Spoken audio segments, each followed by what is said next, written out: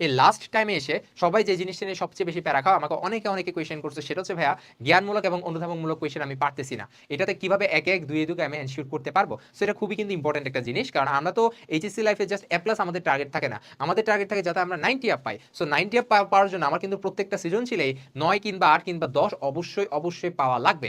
তাহলে ঠিক আছে, তাহলে 9 কিংবা 10 পাওয়ার জন্য তো আমার 1 2 এগুলোতে কোনো ভুলই হওয়া যাবে না।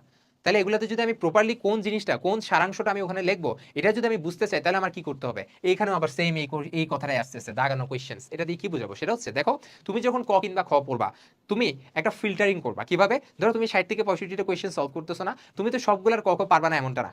তুমি দেখবা 60 থেকে 65টা কোয়েশ্চেনের মধ্যে হাইয়েস্ট তুমি 15 থেকে 18 কিংবা 22টা, হাইয়েস্ট 22টার মতো কোয়েশ্চেন তুমি কি পারবা না, তুমি নিজে থেকে পারবা না। কিংবা ধরো তুমি পারো, কিন্তু কিভাবে লিখতে হবে সেটা সম্পর্কে তোমার আইডিয়া পুরোপুরি নাই। সেটা ধরো কেমিস্ট্রির ক্ষেত্রে হতে পারে, ফিজিক্স হতে পারে, বায়োলজি হতে পারে, কোনো প্যারা নেই, সবগুলোতে সেম জিনিস।